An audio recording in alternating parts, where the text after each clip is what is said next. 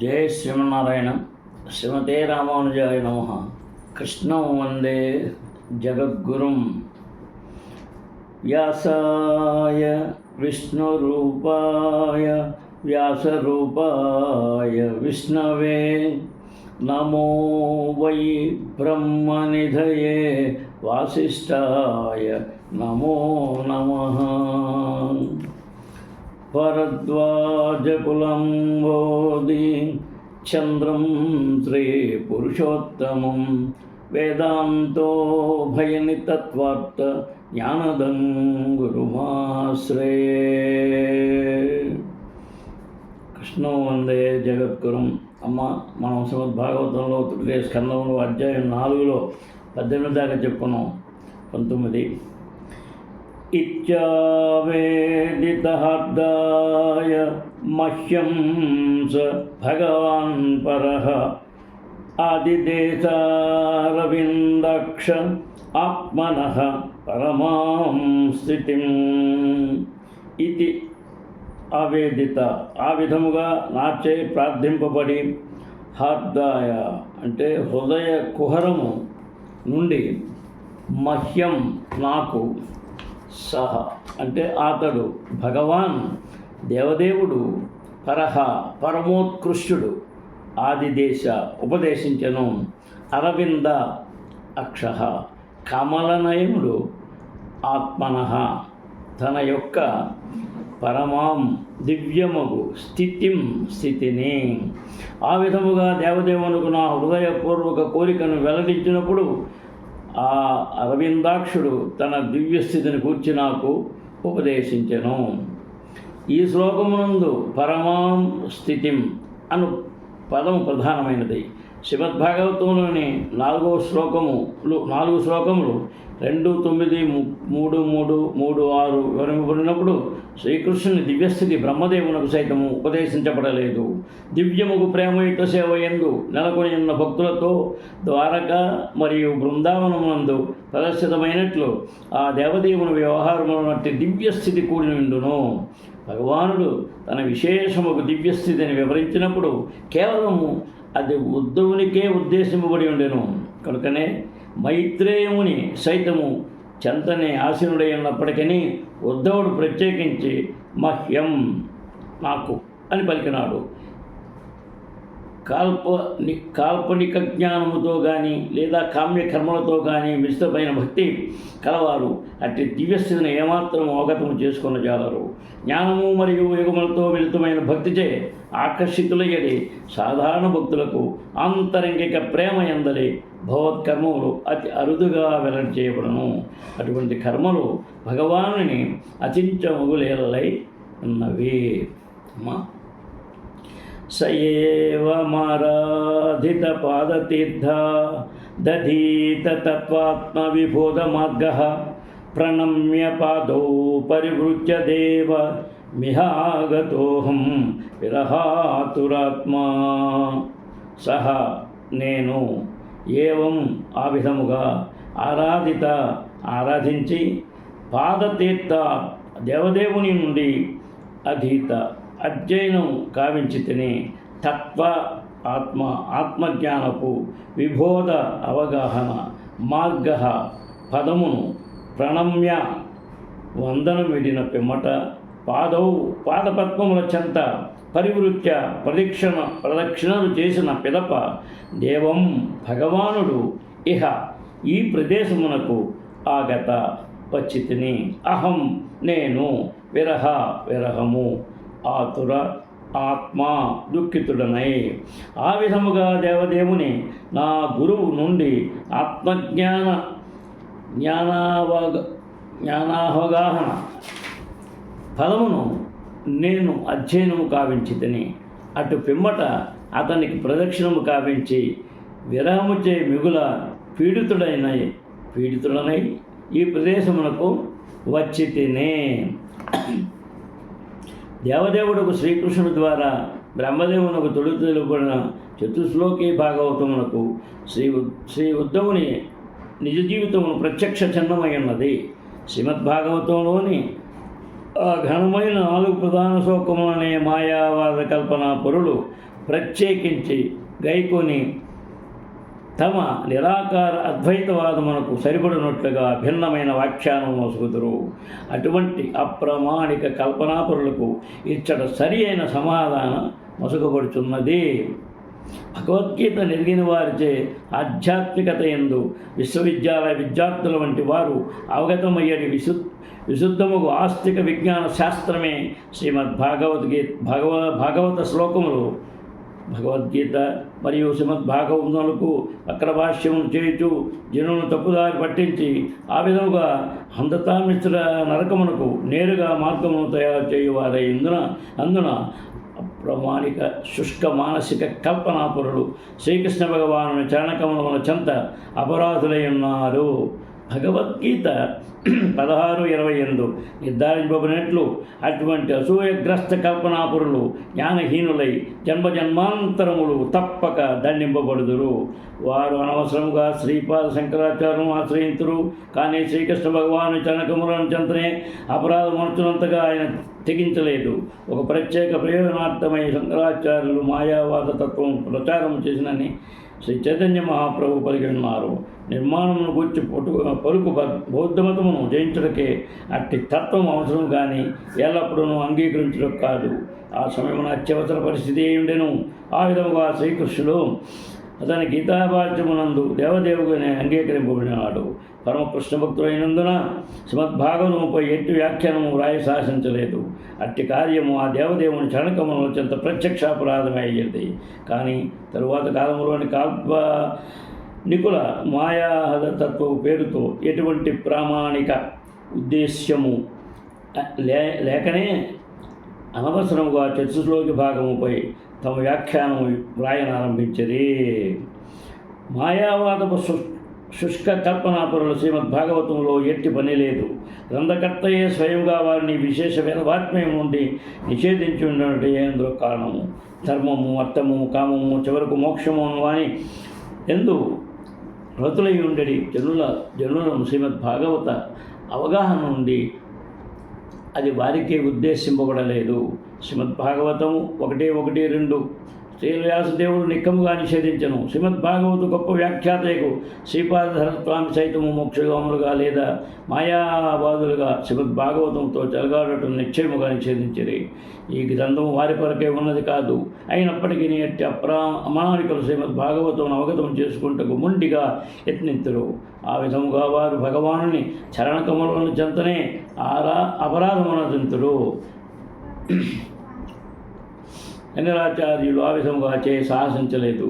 ఆ రీతి దుఃఖమయ జీవనము కొనసాగించడకే వారు సన్నద్ధులగుదురు. ఇక్కడ ప్రత్యేకముగా గమనించవలసింది ఏమనగా ఉద్ధవుడు చతుశ్లోకి భాగవతము శ్రీకృష్ణుని నుండి ప్రత్యక్షముగా అధ్యయనము గావించను. దానిని భగవానుడు తొలుత బ్రహ్మదేవునికి ఉపదేశించుండను. కానీ ఈ మారు భగవానుడు పరమాం స్థితిం అని పేర్కొనబడిన ఆత్మజ్ఞానమును మరింత కూష్యరూపమును వివరించెను. అటువంటి ఆత్మజ్ఞానము ప్రేమకు సంబంధించినది. నేర్చిన పిమ్మట ఉద్ధవుడు భగవానుని విరహభావనచే అధిక దుఃఖితుడయ్యను. ఉద్ధవుని స్థితికి చైతన్య మహాప్రభు సైతము ప్రదర్శించినట్లుగా దివ్య ప్రేమ భావనలో భగవానుడి నిరంతర విరహభావన జాగృతం కానిదే ఎవరునూ శ్రీమద్భాగవతం నందలి ఆ 4 శ్లోకములు జభాగము అవగతము చేసుకొని చాలరు.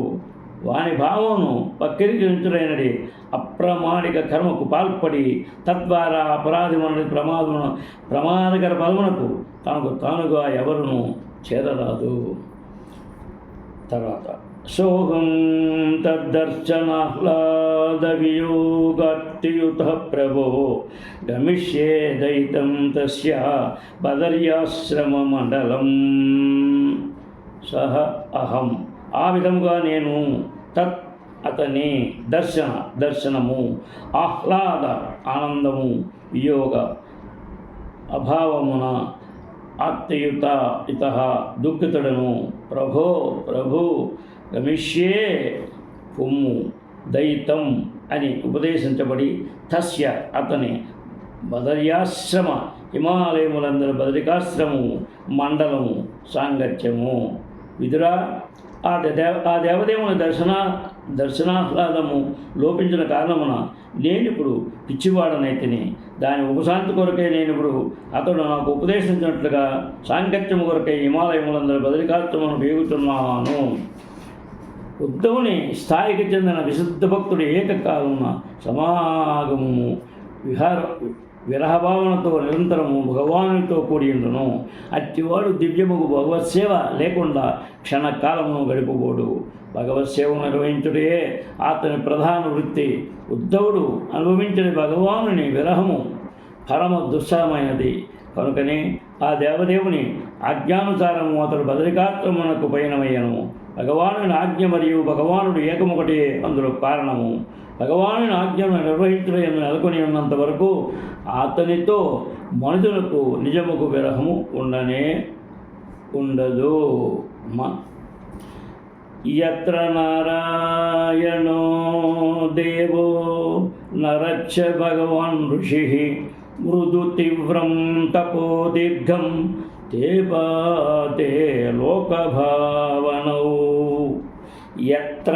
ఎచ్చటైతే నారాయణ దేవదేవుడు, దేవ అవతారమున, నరహ మానవుడు, చ కూడా భగవానుడు, ఋషి మహర్షి, మృదు సద్గులయడ సౌమ్యుడు, తీవ్రమగు తపస్సు, దీర్ఘం అతి దీర్ఘమైనది, తేపాతే పునరించుచున్నాడు, లోకభావనవు సమస్త జీవుల క్షేమము. బదరికాశ్రమమునందు భగవానుడు తన నరనారాయణ ఋషుల అవతారమున సుశీలులకు జీవుల క్షేమము కొరకై అనంతకాలము నుండి గొప్ప తపస్సు నాచరించుచున్నారు. నరనారాయణ ఋషుల స్థానముకు హిమాలయములందరి బదరికాశ్రమము హిందువులకు గొప్ప తీర్థయాత్రా స్థలము. నేటికి లక్షలాది హిందువులు నరనారాయణ అవతారమునకు వందనముల నొసగ వేగుదురు. 5000 సంవత్సరముల కిందట కూడా ఉద్ధవుని వంటి పవిత్రాత్మునిచే ఆ తీర్థ స్థానము దర్శింపబడినని ఇక్కడ తెలియవచ్చుతున్నది. ఆ సమయమునందే ఆ ప్రాంతము బహు పురాతనమైనదిగా తెలియబడిను. కానీ ఆ తీర్థస్థానమును దర్శించుట సామాన్య జనులకు మిగులు కష్టతరము. దాదాపు సంవత్సరం పొడుగున మంచుతోనే కప్పబడి ఉండే స్థానమందు హిమాలయములలో అది నెలకొని ఉండటే అందుకు కారణము. ఎండాకాలం నందరి కొన్ని నెలలలో మాత్రమే జనులు గొప్ప కష్టమునొచ్చి దాన్ని దర్శింపగలరు. ఆధ్యాత్మిక ఆకాశము బ్రహ్మజ్యోతిని వైకుంఠములను గూడియుండున్నది. అందరి లోకములకు ప్రాతినిధ్యం వహించు ధామములు 4 కలవు. అవి బదరికాశ్రమము, రామేశ్వరము, పూరీ జగన్నాథము, ద్వారకాయనునవి. ఉద్ధవుని వంటి భక్తులు అడుగుజాడలను అనుసరించు శ్రద్ధావంతులకు హిందువులు ఆధ్యాత్మికానుభవ పూర్ణత్వం కొరకై నేటికి ఆ తీర్థస్థానములను దర్శించుచున్నారు. శ్రీ సుఖోవాచ ఇత్యుద్ధవాదుపకర్ణ్య సుహృదాం దుస్సహం వదం జ్ఞానేన సమయత్ క్షత్త శోకముత్పతితం బుధః. శ్రీ సుఖ ఉవాచ సుఖదేవ గోస్వామి పలికెను. ఇది ఆ విధముగా ఉద్ధవుని ద్వారా అపాకర్ణ్య విని సుహృదాం స్నేహితులు మరియు బంధువులు యొక్క దుస్సహమగు పదం వినాశము జ్ఞానేన ఆధ్యాత్మిక జ్ఞానముచే అసమయత్ తనను తాను సమాధానపరచుకొనెను. క్షత్త విదురుడు శోకమును ఉత్పతితం పెళ్ళుబుకిన బుధజనుడు. తన స్నేహితులు బంధువుల వినాశమును గూర్చి సమస్తమును ఉద్ధవుని ద్వారా వినినంతట బుధజనుడైన విదురుడు తన పొరలివచ్చు శోకమును ఆధ్యాత్మిక జ్ఞానముచే సమాధానపరచుకొనెను.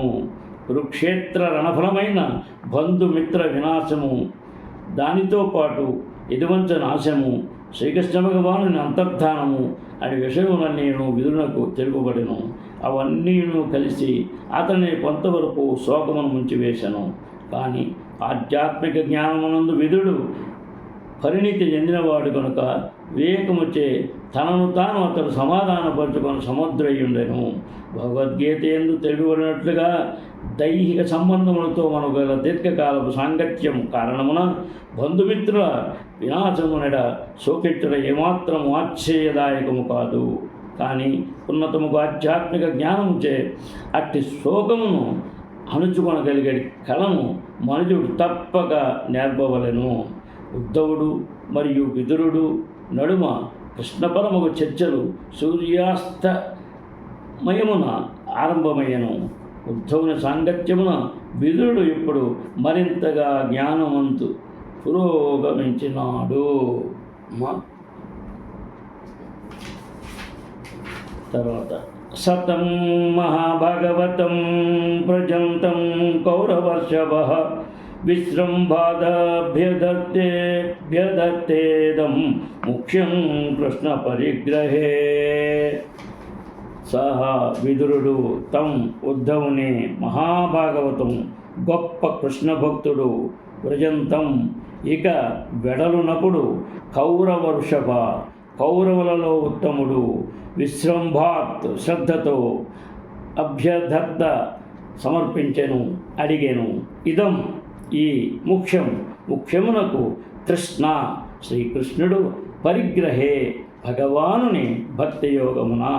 శ్రీకృష్ణుని భక్తులలో ముఖ్యుడును పరమ ఆంతరంగికుడును ఒక ఉద్ధవుడు ఇక వెడలబోనప్పుడు విదురుడు ప్రేమ శ్రద్ధలతో అతనిని ఇట్లు ప్రశ్నించను. విదురుడు ఉద్ధవుని కన్నను వయస్సులో పెద్దవాడు. కుటుంబ సంబంధమును అనుసరించి ఉద్ధవుడు శ్రీకృష్ణునికి సోదర సమానుడు. ఇక విదురుడేమో కృష్ణుని జనకుడు వసుదేవునంతటి వృద్ధుడు. వయస్సును బట్టి చిన్నవాడైనప్పటికీ ఉద్ధవుడు భక్తియోగమునందు మిగుల పురోభివృద్ధి చెందినట్టివాడు కనుకనే అతడు ఇచ్చట కృష్ణ భక్తులలో ముఖ్యునిగా వర్ణింపబడినాడు. విదురుడు ఆ విషయమును ఎరిగినందున అంతటి ఉన్నత కోవకు చెందినవానిగా అతనిని సంబోధించను. ఇరువురు భక్తులు నడుమ గౌరవపూర్వక వ్యవహారములు ఆ రీతిగానే ఉండును.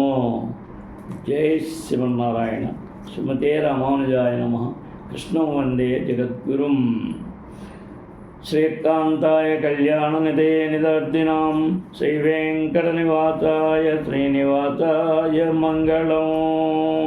కృష్ణం వందే జగద్గురుం. జయ శ్రీమన్నారాయణ. శ్రీమతే రామానుజాయ నమః. సర్వే జనా సుఖినో భవంతు. జై శ్రీకృష్ణ.